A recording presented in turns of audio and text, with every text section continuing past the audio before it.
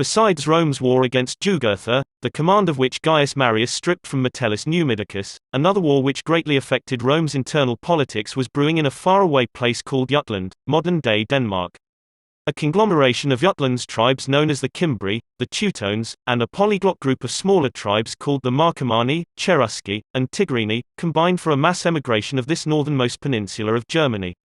Referred to as Germans by the Romans, their attempts to leave the lands beyond the Rhine River brought them to the borderlands of Gaul, and into direct conflict with Rome.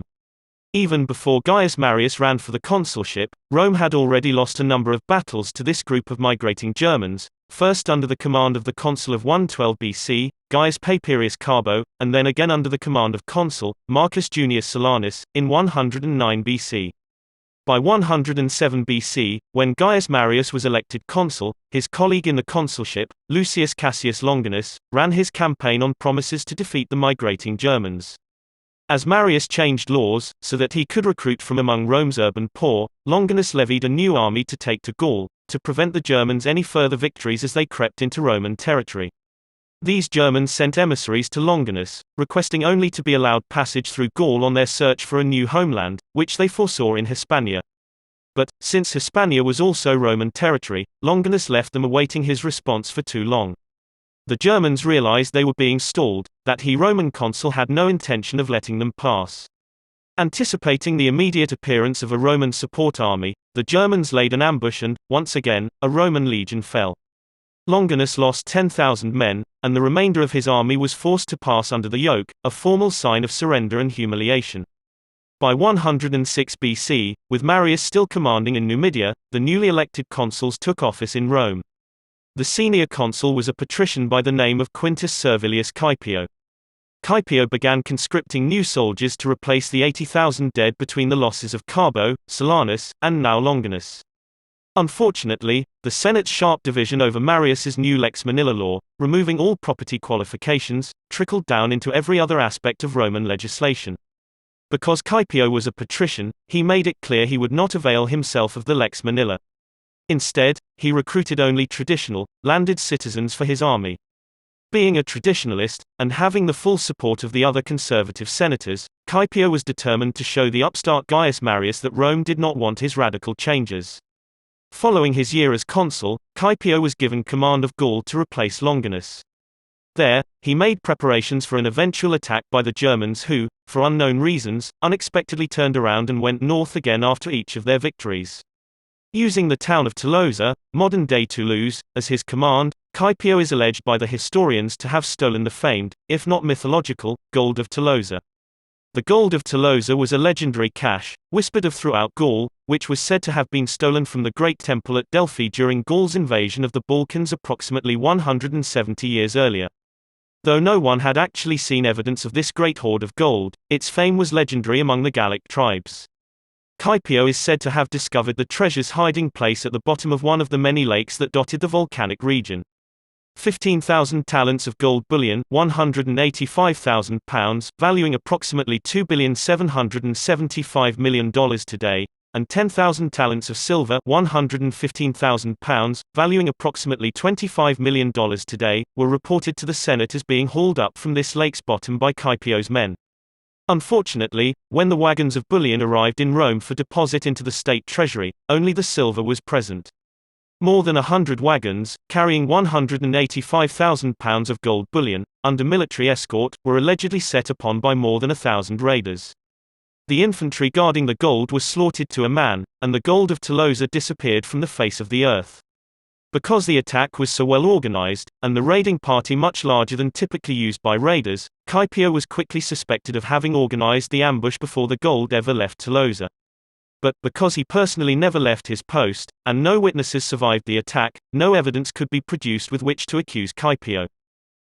105 BC began the consulships of Publius Rutilius Rufus and Gnaeus Mallius Maximus. As senior consul, Rufus remained in Rome to oversee government while Mallius Maximus, another new man riding the wave of popularity set by Gaius Marius, was given supreme command over the war against the Germans. In order to show solidarity with his fellow new men, Mallius Maximus took full advantage of the Lex Manila and quickly recruited another army from among Rome's urban poor. He then marched for the town of Arausio, modern-day Orange. Though Caepio fell under a cloud of suspicion over the theft of Tolosa's gold, the command of his legions in Gaul was prolonged. So that, upon their next appearance, the Germans might see the full might of Rome on display, Maximus, who was supreme commander, ordered Caepio to bring his army from Tolosa and combine it with his own legions. Caepio broke camp and marched for Arausio. Upon arriving, however, Caepio refused to join the camp of Malleus Maximus. As a patrician Servilius, Caepio would not subordinate himself to a new man he considered socially and politically beneath him. Anticipating the glory of defeating the Germans without the assistance of Maximus, or his army of riffraff, Caepio camped approximately 15 to 20 miles north of Maximus. For several months the two commanders battled. Maximus commanded Caepio to break camp and join him. Caepio refused. Maximus commanded. Caepio refused. Eventually, the Senate sent a delegation to Arausio to compel Caepio to obey orders. However, because those patrician senators of the highest standing secretly admired Caepio's obstinance, no ex-consuls or high-ranking officials were enlisted to strengthen the delegation. When they arrived, with none but mid-level senators, Caepio took that to mean he had the Senate's unspoken approval. Though the Senate had nothing personal against Maximus, their silent support of Caepio's arrogance was mostly a criticism of the reforms of Gaius Marius. To the Senate's conservative faction, Marius had opened a door which now allowed too many inferior persons access to the things traditionally reserved for the elite. Although new men did win the consulship from time to time, the office remained primarily in the hands of the patrician elite.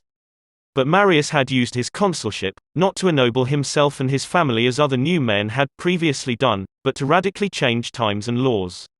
And now, only 2 years after Marius's consulship, another new man felt entitled to seek the highest office in government, and bark orders at a patrician Servilius. For the conservative half of the Senate, this was a political trend they could not countenance. When the Germans finally made their appearance, their numbers were staggering.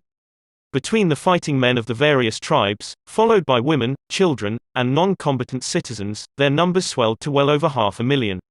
Instead of facing a very large and formidable army, which might have tempted them to retreat, the Germans, instead, stumbled upon two Roman armies squabbling with one another. Both camps were quickly overrun.